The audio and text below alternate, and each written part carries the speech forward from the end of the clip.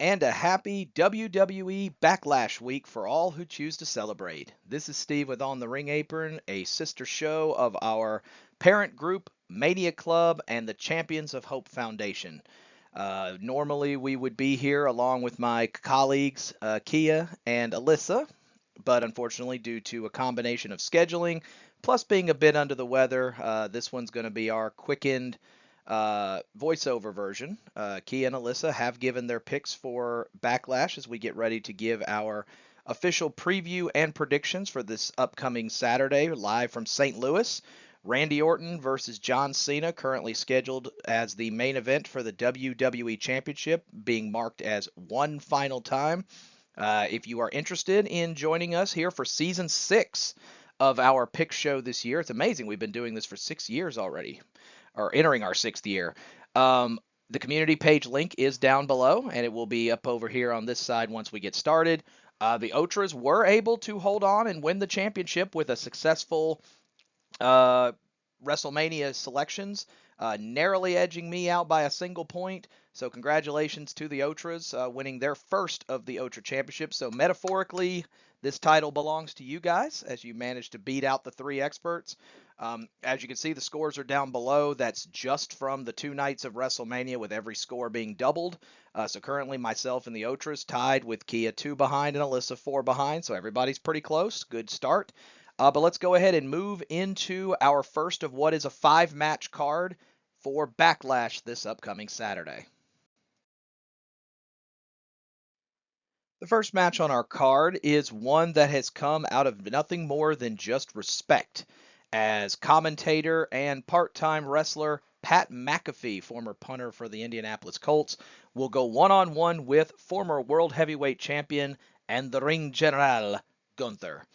This took place a couple of weeks ago on Raw, when Gunther, angry about his loss at WrestleMania for the world title to Jey Uso, was mocked by Cole, at least in his opinion, and ultimately came out to confront the announcer on Monday Night Raw. This would lead to a brawl and eventually an attack between Gunther and Cole, to which Pat McAfee would ultimately step in to defend his broadcasting colleague. It would result in Gunther choking Pat McAfee out, but in his blind rage the next week would challenge the Ring General to a match at Backlash. Gunther, forced under the guise of, and I guess the direction of Raw General Manager Adam Pearce, would be forced to meet face-to-face in the ring with no conflict, and Pat McAfee issuing out his challenge that he knows he's probably going to get his tail handed to him, but says that in the name of one of the greatest people he has ever had the pleasure of working with, in the GOAT Michael Cole on the mic, he will defend the honor of his colleague against the Ring General, even if it means that he ultimately is going to likely fall. Gunther, of course, being a former Intercontinental Champion, the longest reigning one in a single reign in the history of WWE, as well as the former World Heavyweight Champion, goes into this with a significant advantage in terms of ring prowess, as he's only been defeated 4 times since joining WWE officially.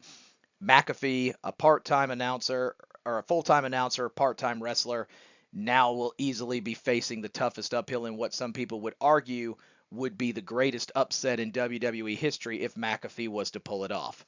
But which way do we lean? Well, let's go find out. As we said, this is the shortened down version. Unfortunately, Kia and Alyssa unable to join us for this one. But in a surprising move, both Kia and Alyssa are both going with Pat McAfee to win this match.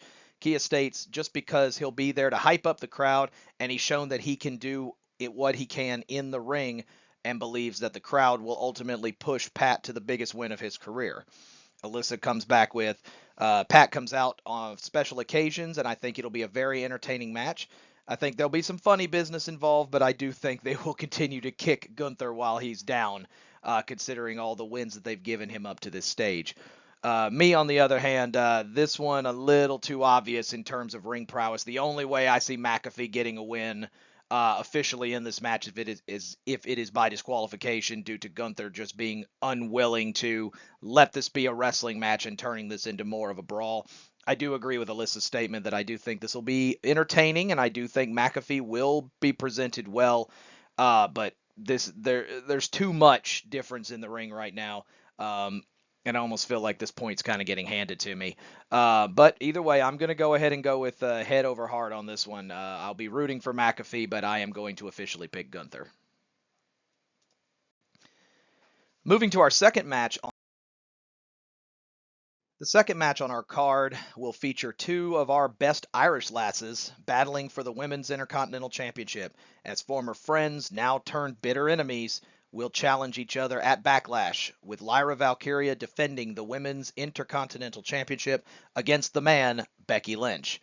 The two have always come to have a great amount of respect for one another, Lyra even going as far as to say that Becky is the reason why she got into wrestling in the first place, seeing how a little girl from Ireland can be able to be successful in WWE is why Lyra wanted to follow in her footsteps. They have challenged each other and had great battles in NXT over the NXT Women's Championship, a matchup ultimately that Lyra ended up pulling the upset and winning, but then they have come to WWE.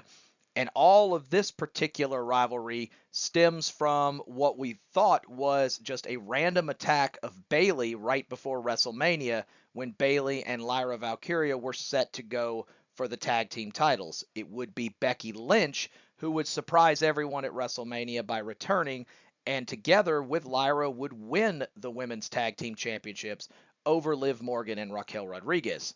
However, 2 nights later on Monday Night Raw, they would ultimately lose the championships back to Liv and Raquel, and after the match, Becky would turn on Lyra, stating that it was all about just the pop. I was the person who took out Bayley because I deserve the spotlight, I deserve the WrestleMania match, and ultimately feels that Lyra has done nothing with the historic Intercontinental Championship reign, the first of its kind. Lyra defends herself by stating that she doesn't want to be the next Becky Lynch. She just wants to be the first Lyra Valkyria, and will defend her championship even though she knows she goes in at an experience disadvantage, but does have the one victory in their only one-on-one matchup with each other at NXT 2 years ago. Can Lyra successfully retain the Women's Intercontinental title over one of the greatest champions that WWE has had ever in its women's division, and a first ballot Hall of Famer in that of the man? Let's see where we all go. Moving into our official selections, Kia and Alyssa are both going with Becky Lynch, while I am going to go with Lyra Valkyria. Kia goes that Lyra seems like she has something to prove, but Becky has also proven that she's coming back with something for herself, not just being just the best Irish wrestler, but being the best wrestler, period. Losing to the team of Raquel and Liv, she probably is proving that she was fine on her own and doesn't need to go into tag team competition anyway. Alyssa goes, Becky's the man, and she's always on top. Feel like Lyra has done a beautiful job with her first title run, but could honestly see Lyra maybe making the push to try to go for the world title. What better way to bring Becky Lynch back from a long break by letting a prominent former champion now be the person to kind of push the Intercontinental Championship to that next level. Meanwhile, I'm going to go on the other side, and I'm going to take Lyra Valkyria. One of the hardest things behind her title run up to this point is people feel that she has not done it appropriate justice, similar to the way that Chelsea Green has done with the Women's United States Championship before losing it to Zelina Vega. Now you're looking at Lyra truly facing her real first major test. We know she's beaten Becky in the past, and she won the NXT Women's Championship by beating Becky Lynch to get it. But now this seems like a hell-bent Becky to be able to provide an entire new challenge and also push Lyra up to that next level. I don't know if she'll have to escape this one, but I do think she will find a way, at least for now, to overcome the man and keep the Women's Intercontinental title over her shoulder, although I could definitely see this being one that may go 2 or 3 matches before all is said and done. Moving to match 3 on our card, and it does keep us with the Intercontinental Championship, but moves us over to the men's side, as rivals Dominik Mysterio of the Judgment Day and Penta will go one-on-one for the Intercontinental Championship. Dominik Mysterio shocking the world and getting his first ever WrestleMania win and his first WrestleMania moment by winning the Fatal 4-Way over Penta, Judgment Day colleague Finn Balor, and Braun Breaker, to win his first singles championship on the main roster, becoming the Intercontinental Champion.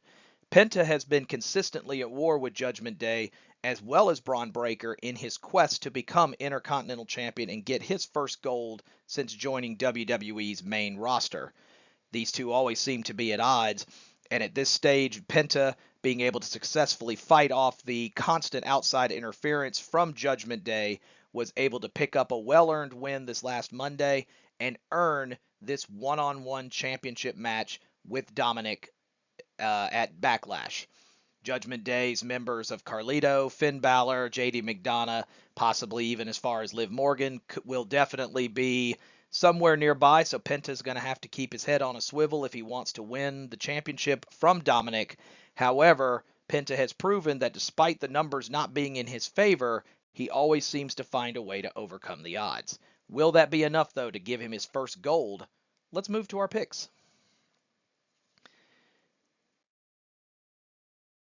And as you can see, all three of us are going with Dominik Mysterio to retain. Kia goes, Dominik will definitely have help from the Judgment Day, but ultimately will find a way to get it done. Alyssa says Dominik has had a long path to get to this place, and he absolutely will have the numbers advantage unless Finn decides that this is the moment that he wants to truly turn on Judgment Day to go for his own self. But Dom right now has all the resources and all the momentum in his favor. Penta will give him his greatest fight, but the numbers will be too much, and Penta will retain. Or excuse me, Dominik will retain over Penta. I tend to agree with that. I think that you don't put the championship and give Dominik this moment just for his title run to end so quickly. I do feel that Penta is getting the right push that you need, but he doesn't need the championship in order to be as successful as he is. So I do like the premise of Dominik retaining in this moment. I do believe the end game is inevitably that Finn will eventually want the title for himself and will lead to some cracks within the Judgment Day. I just think that Penta is going to help to bring that out, but I do like Dominik to retain.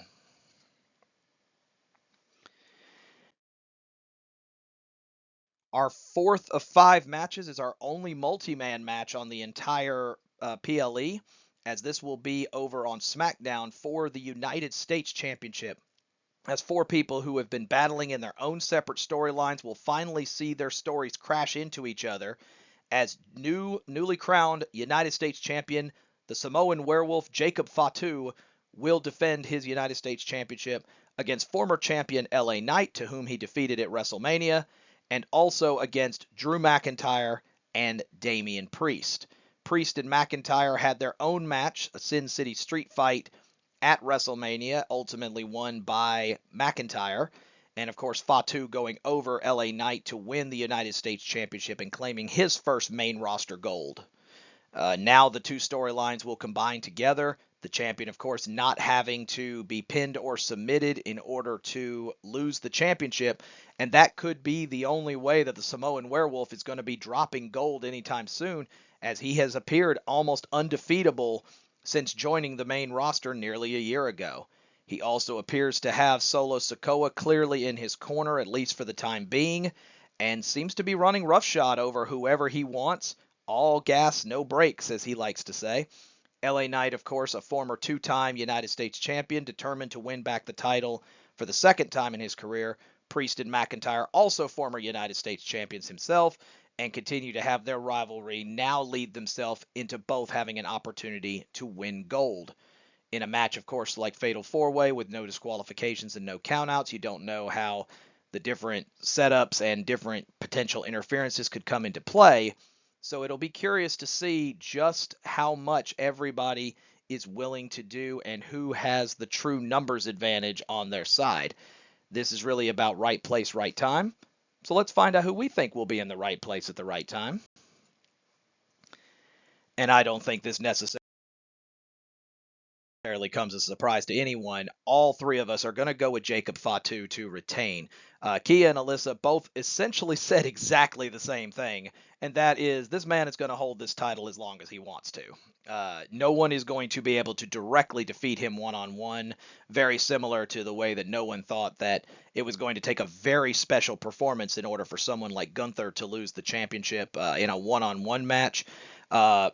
And very similar also to what we just saw with Braun Breaker at WrestleMania, where he was on such a great run that it was likely going to be him not being involved in the decision in a multi-man match to cost him the championship.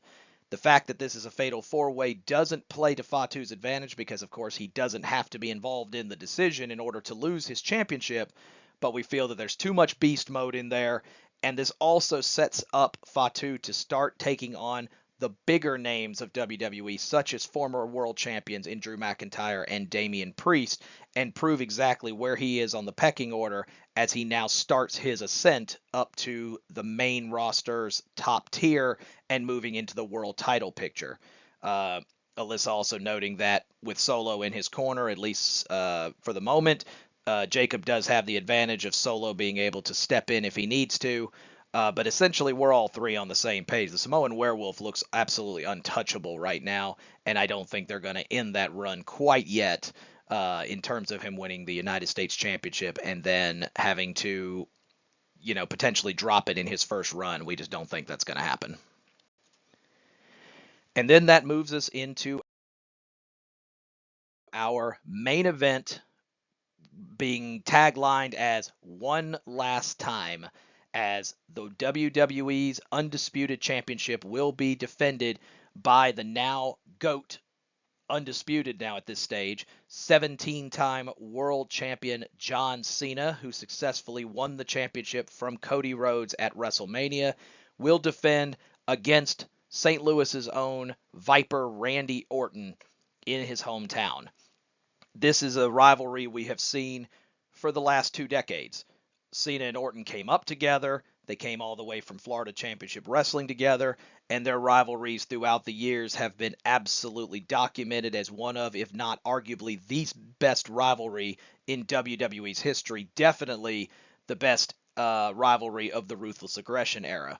Cena, now a 17-time champion, on his retirement tour, stating to the WWE Universe that he is going to be the last real champion and he is going to do whatever he has to do to ensure that the championship goes home with him and that the last true WWE champion will also be the greatest one. Obviously, Orton is going to have the crowd on his side with his possible final world championship match being in his hometown of St. Louis. So he will have the crowd advantage, and very similar to the way that we saw John Cena compete at matches such as ECW's One Night Stand many, many years ago. He will go in with the crowd clearly against him, clearly booing him out the door. Although with his recent change in mindset, that's pretty much been the case anyway. The question is, can Orton ride the wave of his hometown, or is John Cena's vendetta to retire as the last true world champion just too much for Orton to overcome? The greatest rivalry of the last 20 years shows its final chapter in St. Louis, and how fitting it's in the main event for the undisputed WWE Championship. But who do we take? Let's take a look.